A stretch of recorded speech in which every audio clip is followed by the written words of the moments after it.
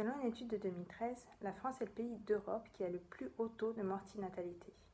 La mortinatalité, c'est le décès du bébé pendant la grossesse, à partir de 22 semaines de grossesse jusqu'à un mois après la naissance. C'est environ 11,9 cas pour 1000, c'est-à-dire entre 7 et 10 000 cas par an. Ce qui peut paraître peu, mais finalement c'est beaucoup, parce que c'est un deuil qui, s'il n'est pas pris en charge, si les parents ne sont pas soutenus, souvent c'est un deuil qui va durer sur des années, voire qui ne sera jamais fait, si tant est qu'on puisse faire un deuil. Mais c'est-à-dire que les personnes n'arriveront pas à réinvestir leur vie privée, leur vie professionnelle, si elles n'ont pas été prises en charge. Alors ça fait depuis 2 ans maintenant que je travaille autour du deuil périnatal. J'ai fait un sondage auprès de 400 parents concernés. J'ai interrogé personnellement des dizaines de parents. Je me suis déplacée dans les hôpitaux, je tiens un groupe de parole. Par le livre que j'ai écrit, je reçois énormément de témoignages. J'interagis avec beaucoup de parents.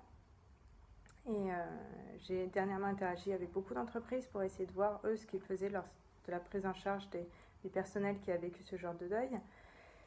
Et mon constat est assez, finalement, mitigé. Donc je peux dire qu'il ressort 3 ou 4 associations qui, malgré le petit budget qu'elles ont, font de leur mieux.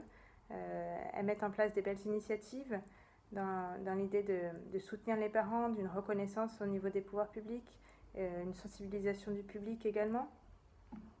Mais malgré tout, je reçois encore quand même de nombreux témoignages de parents qui prouvent qu'en France, la prise en charge est totalement disparate selon les régions.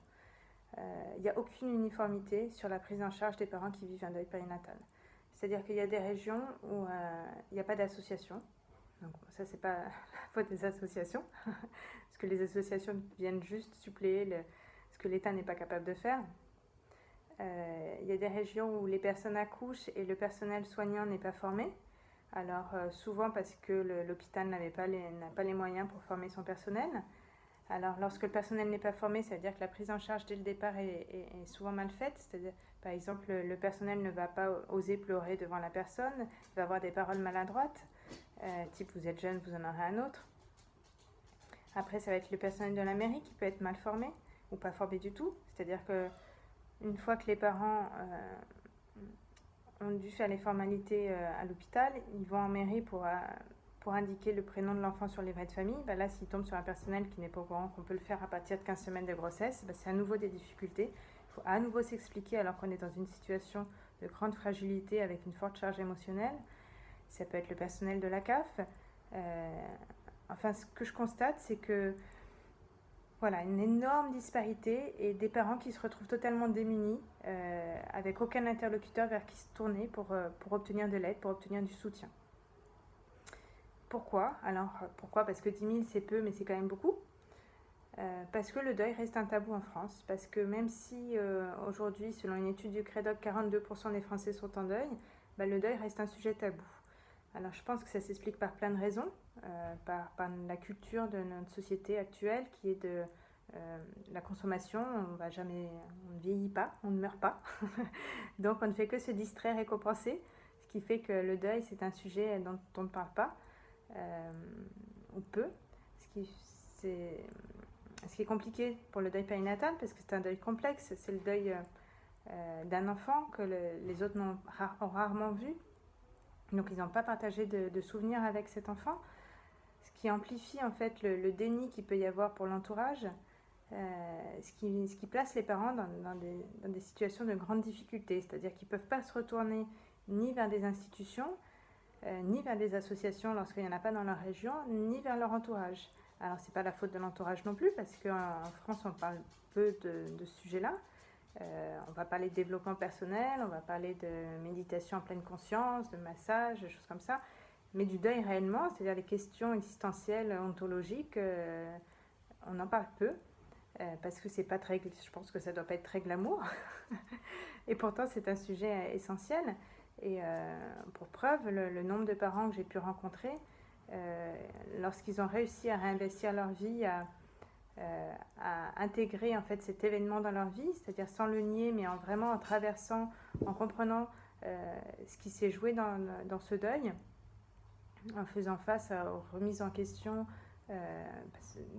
qui leur sont imposées, c'est-à-dire lorsqu'on perd un enfant pendant la grossesse, ça remet en question nos valeurs, ça remet en question nos priorités, notre rapport au monde.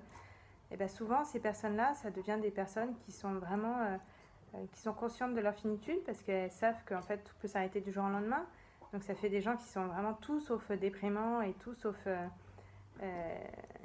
inintéressants. C'est souvent des gens qui sont hyper authentiques. Donc là encore, il y a un problème vis-à-vis de la société, c'est-à-dire que souvent les parents qui vivent ça sont stigmatisés comme des gens qu'on fuit un peu parce qu'on a peur de se rapprocher du malheur, alors qu'en fait souvent c'est des gens qui ont compris plein de choses, qui ont dépassé, qui ont vécu une épreuve qui les a fait vraiment grandir et évoluer et qui sont dans une empathie énorme par rapport aux autres.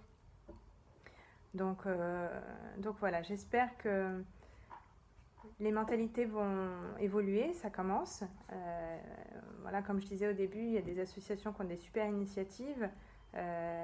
Nous aussi, par les ateliers de coécriture, on essaye de faire bouger les choses, de faire bouger les lignes. Il y a aussi beaucoup d'initiatives différentes.